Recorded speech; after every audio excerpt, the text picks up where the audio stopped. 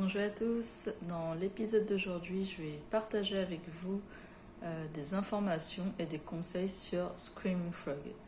Dans l'épisode précédent, enfin dans la vidéo précédente, je vous ai parlé de SEMrush et comme quoi c'était un outil indispensable pour quelqu'un qui souhaite se reconvertir dans le SEO ou tout simplement dans le référencement web, car quand on parle de référencement, c'est à la fois référencement organique et également référencement payant, et SEMrush permet effectivement de suivre ces évolutions en termes de campagne organique et en termes de campagne payante. Et aujourd'hui, il y a un autre outil que j'aimerais vraiment aussi partager avec vous, que peut-être certains connaissent déjà, et c'est Screaming Frog. Screaming Frog, c'est un crawler, c'est-à-dire que c'est un outil qui va aller scanner toutes les pages d'un site, toutes les URL d'un site, pour voir si certaines de ces URL sont indexables ou pas par Google ou par un autre moteur de recherche. Parce que le tronc commun quand même d'un moteur de recherche, enfin des moteurs de recherche plutôt, c'est que on va aller regarder si une page peut être enregistrée par le crawler, par le moteur de recherche ou non. Et quand je parle de enregistrer, ça veut dire que la page peut être indexée dans le moteur de recherche et donc de remonter dans les résultats de recherche de ce dernier. Et Screaming Frog permet dans un premier temps de faire ça, de scanner tout le site, de voir si une page est indexable ou pas, et par la suite, si elle n'est pas indexable, quel est le traitement à faire? Est-ce que c'est une redirection à faire? Est-ce que c'est un démaillage à faire? C'est-à-dire retirer cette URL du maillage interne parce qu'elle ne sert à rien en fait en termes de référencement, en termes de page stratégique pour un internaute lambda.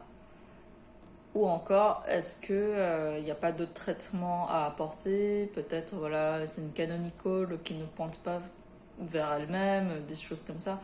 Bon, je vais pas aller dans quelque chose de trop technique parce que l'idée c'est d'avoir des vidéos assez vulgarisées. Et c'est pour ça aussi que je ne parle pas avec des termes trop techniques. Quand je parle d'indexation, je préfère dire enregistrer. Quand je parle de crawl, je préfère dire visiter pour que la plupart d'entre vous comprennent comment fonctionne un moteur de recherche ou même un crawler à la base.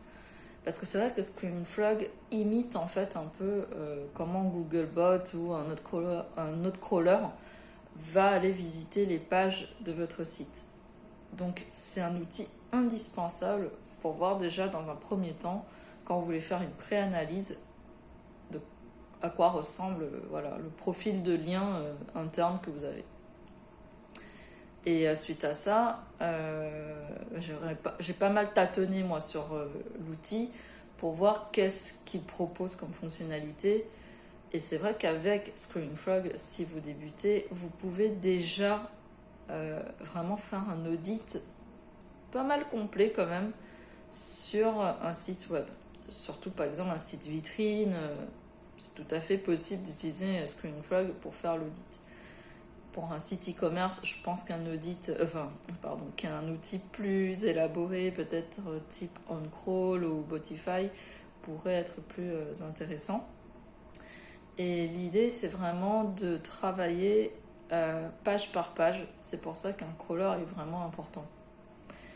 Et Screaming Frog permet aussi en fait d'exporter ces URL, d'exporter les URL en 404, d'exporter les URL qui ne sont pas indexables et par exemple de faire un plan de redirection, de faire un plan de démaillage.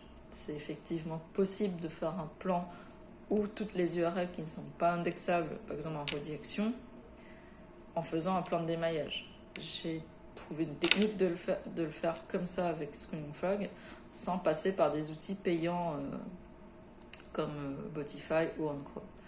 Après, Screaming Frog est gratuit jusqu'à 500 URL et au-delà, il faut payer une licence qui est annuelle d'environ $150, quelque chose par là.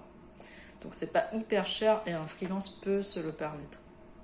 Donc l'idée, voilà, c'est d'utiliser ScreenFrog dans toute sa profondeur. Et il existe en plus une extension si vous voulez faire l'analyse de log. C'est tout ce qui est Log File Analyzer. Mais pour ça, il faut quand même déjà avoir à disposition les logs d'un site sur plusieurs périodes, hein, parce que sinon sur une semaine, on ne voit pas grand-chose. Et il faut que le développeur nous donne ces logs pour pouvoir le faire. Mais en tout cas, sachez qu'avec ScreenFrog, il est tout à fait possible d'avoir des informations comme ça, analyse de log, et également de tout ce qui est title, meta tags, les H1, H2, les attributs alt, les canonical, j'ai déjà parlé de ça. Il y a beaucoup de fonctionnalités en fait dans Scroller, et on peut même crawler en imitant en ignorant, pas en imitant, pardon, en ignorant par exemple le robot TXT par rapport à certaines choses. Si vous voulez, voilà, avoir vraiment toutes les URL du site, en ajoutant les nofollow, il y a vraiment beaucoup de fonctionnalités, mais c'est vrai que cette version, pour le coup, d'ignorer le robot TXT, etc., c'est la version payante de ScreenFrog, c'est-à-dire au-delà de 500 URL. En dessous, il me semble que ces fonctions ne sont pas activées. Donc, si je dois vous recommander un crawler gratuit, entre guillemets, c'est ScreenFrog, en tout cas moins cher que ce qu'on peut trouver actuellement sur le marché, en gros, Botify, etc., qui sont très très bien, mais c'est plus destiné à des agences ou des freelances qui ont déjà une certaine, on va dire, notoriété et plus experts. En tout cas, si vous êtes en pleine reconversion dans le SEO, vous débutez dans le SEO, même pour des étudiants, pour des personnes qui commencent à s'intéresser à ce domaine, au référencement naturel, ScreenFrog est un incontournable. Après, vous avez aussi d'autres crawlers comme Zenu, qui est gratuit aussi. Zenu, c'est un outil gratuit. Mais je ne vais pas m'attarder sur Zenu dans cette vidéo pour pas trop vous perdre. Je ferai une autre petite vidéo sur Zenu où je vous expliquerai aussi pourquoi c'est un outil intéressant si vous voulez aussi tester un autre type de crawler. Donc j'espère que cette vidéo vous a plu. N'hésitez pas à vous abonner à ma chaîne et à me soutenir. Vous savez que le SEO me passionne depuis plus de 10 ans. Et j'aimerais encore continuellement vous proposer des contenus gratuits, des conseils. Et vraiment, n'hésitez pas à aussi écouter mon podcast en français qui se trouve sur seopodcast.fr.